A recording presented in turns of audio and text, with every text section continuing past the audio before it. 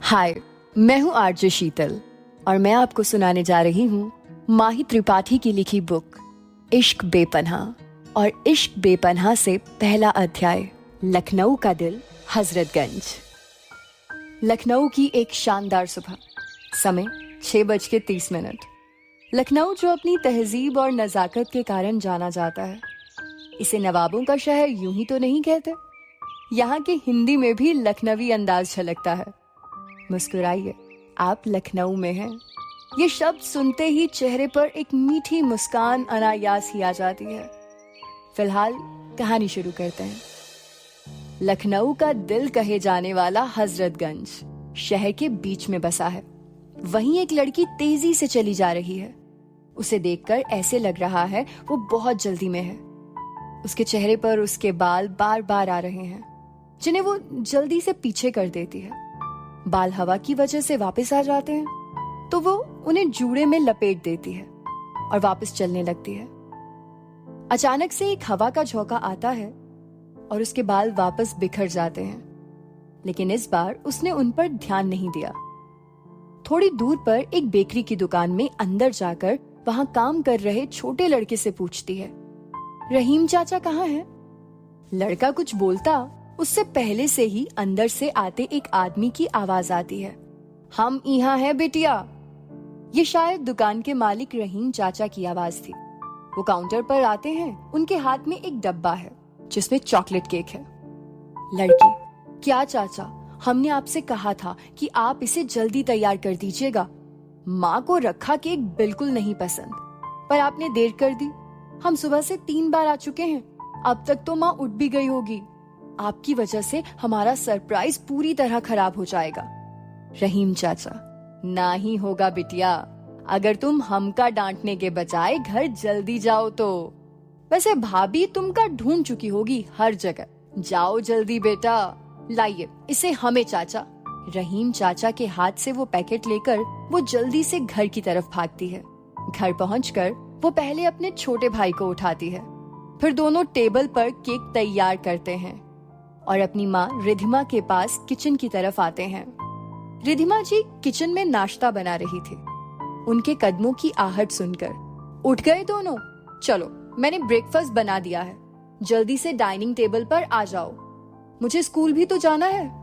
थोड़ी देर तक कोई जवाब नहीं आता तो वो दोबारा उन्हें बुलाती है, अनाहिता, रुद्राक्ष, आप सुन रहे हैं? हाँ, तो आप समझ गए होंगे। सुबह से परेशान सी ये मिस्ट्री गर्ल अनाहिता ही थी।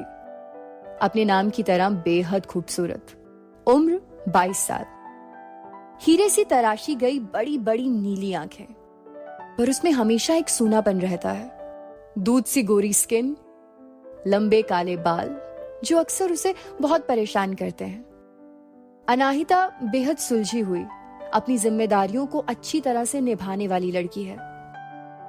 हाँ, अनाहिता इतनी सोशल नहीं है। उसकी दुनिया बस कुछ लोगों तक ही सीमित है। हजरतगंज की गली दुकानों के अधिकतर लोग उसे जानते थे। जानते भी क्यों ना, वो थी ही ऐसी कि अगर वो हंस दे तो रोता इंसान भी उसकी मुस्कान में खो जाए। ये अलग बात है, उसे किसी ने कभी हंसते नहीं देखा था।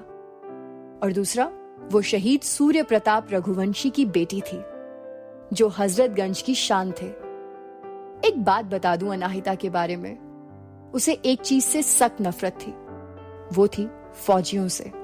हाँ, पर वो पापा को बेहद प्यार करती थी। अनाहिता और रुद्राक्ष अचानक से रिधिमा के सामने आ जाते हैं, जिससे वो चौंक जाती है। दोनों साथ में, हैप्पी मदर्स डे माँ, ये आपके लिए। रुद्राक्ष रिधिमा जी के हाथों में एक बॉक्स पकड़ाते हुए, माँ, ये आपके लिए मेरी और दीदी की तरफ से। आप हमेशा ऐसे ही खुश रहना माँ, क्योंकि आप बहुत स्पेशल हो हमारे लिए। रिधिमा गिफ्ट को लेकर पास की कुर्सी पर रखने वाली ही थी तो रुद्राक्ष उन्हें ये खोलने को कहता है। रिधिमा गिफ्ट खोलती है तो उनकी आंखें नम हो जाती हैं। उसमें एक साड़ी होती है। रिधिमा दोनों के गालों को प्यार से छूती है, जो उन्हीं का चेहरा देख रहे हैं। तो कितने दिनों की पॉकेट मनी गई आप लोगों की इसमें? अनाहिता, माँ आप वो छोड़ो, आप ये बताइए कि ये है कैसी? रिधिमा जी, बहुत प्यारी है, आप दोनों जैसे, कहते हुए रुद्राक्ष के बालों पर हाथ फेरती है। रुद्राक्ष, ओ माँ, आप सेंटी होकर बाल बिगाड़ देते हो, यू नो ना, now I am big boy. Anahita, हाँ माँ, रुद्र अब बड़े हो गए हैं। इतना कहकर वो रुद्राक्ष को गुदगुदी करने लगती है। रुद्राक्ष, प्लीज दी, बस करो ना, प्लीज, मैं हंसते हंसते पागल हो जाऊंगा। वो देखो केक मेल्ट हो रहा है, मुझे खाने दीजिए, फिर मुझे स्कूल भी जाना है। रिधिमा जी दोनों को ब्रेकफास्ट करा के उन्हें भेजकर खुद भी स्कूल जाने को रेडी होती है। जाने से पहले रिधिमा जी अपने पति की फोटो के पास आकर, देखा आपने, आपके बच्चे कितने समझदार हो गए हैं। अनाहिता तो बिल्कुल आप जैसी है, उतनी ही सुलझी, खुद में ही रहती है। हाँ, रुद्र उसके बिल्कुल ऑपोजिट है। कभी कभी डर लगता है कि हमने उन्हें अच्छी परवरिश दी है या नहीं। सच कह रहे हैं, आपकी कमी बहुत खलती है दोनों को, पर मुझे दुख ना हो इसलिए दिखाते नहीं। कहते कहते रिधिमा जी की आंखों से आंसू नीचे गिरने लगते हैं। शायद इस बार पलकें आंसुओं का बोझ उठा नहीं पाई। वो वहीं पास रखी कुर्सी पर बैठ जाती हैं। अनाहिता 10 और रुद्राक्ष 1 साल के थे। तभी सूर्य प्रताप जी आतंकवादियों से मुठभेड़ में शहीद हो गए थे। तब से रिधिमा जी अपने दोनों बच्चों को अकेले ही संभाल रही थी। सूर्य प्रताप जी के बाद उनके परिवार ने भी रिधिमा जी का साथ नहीं दिया। आज रुद्राक्ष 13 और अनाहिता 22 की है। रुद्राक्ष 7th में है तो अनाहिता BSc 3य वर्ष की छात्रा है। साथ ही वो एक कैफे में पार्ट टाइम जॉब करती है। रिधिमा जी ने कड़ी मेहनत से अपने बच्चों को जो परवरिश दी है, आज उसकी झलक उनमें साफ साफ दिखती है। रिधिमा जी खुद एक स्कूल टीचर हैं। बहुत सी तकलीफें थी, फिर भी वो अपनी दुनिया में बहुत खुश थे। अनाहिता कॉलेज पहुंचती है। उसे गेट पर नंदिनी और मुक्ति मिल जाती हैं। दोनों अनाहिता की बेस्ट फ्रेंड है, उसकी जान। भले ही अनाहिता पिछले 2 सालों से कॉलेज में थी, पर ज्यादा लोगों से उसकी पहचान नहीं थी। उसका एंटी सोशल होना इसकी बहुत बड़ी वजह थी। तीनों साथ में अंदर आती हैं। मुक्ति, अनाहिता सुनो ना यार, प्लीज आज सर से बात कर लो ना हमारी लीव के लिए। यार दी की शादी में बहुत कम टाइम बचा है। नंदिनी, तू हर बार अपना काम हम लोगों से नहीं करवा सकती, तू खुद उनसे बात क्यों नहीं करती? वैसे तो दिन भर पिटर पिटर करती रहती है हमारे सामने। मुक्ति, यार अनाहिता सर की फेवरेट है, वो इसकी बात झट से मान लेंगे। हमें तो देखते ही पढ़ने की एडवाइस देने लगते हैं। अनाहिता, जब आप क्लास में पढ़ाई छोड़कर मस्ती करेंगी तो वो डांटेंगे ही। नंदिनी सही कह रही हैं, इस बार हम आपकी कोई हेल्प नहीं करेंगे, आप अपना काम खुद कीजिए। मुक्ति, ठीक है, नहीं करेंगी हेल्प आप दोनों, कोई बात नहीं। वैसे भी कौन है यहाँ हमारा, जा रहे हैं हम। ज्यादा से ज्यादा क्या होगा, सर मना ही कर देंगे ना। दी की शादी ही तो नहीं एंजॉय कर पाएंगे तो क्या हुआ? अगर ये हमारे बचपन का सपना है तो क्या हुआ, जो हम इसके लिए मरे जा रहे हैं पिछले 2 महीने से। कहते हुए मुक्ति 4 कदम आगे चलती है। नंदिनी, अनाहिता सुन ना, वैसे तो मैं नहीं कहती, पर दी की शादी की बात है, कर ले सर से बात। अनाहिता, आप भी आ गई इनकी बातों में, देखना आप 5 सेकंड में वापस आ जाएंगी। अनाहिता का इतना कहना था कि मुक्ति उनके बगल में आके खड़ी हो गई। मुक्ति, प्लीज यार कर दो हमारी मदद, प्लीज। अनाहिता, पहले आप वादा कीजिए कि आप आइंदा से प्रोफेसर से रिलेटेड कोई हेल्प नहीं लेंगी हमारी, ये आखिरी दफा होगा।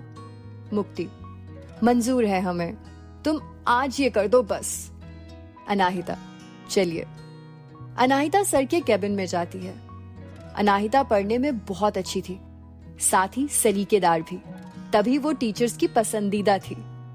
पहले तो सर मना कर देते हैं, फिर अनाहिता के कहने पर मान जाते हैं। तीनों बाहर कैंपस में आती हैं।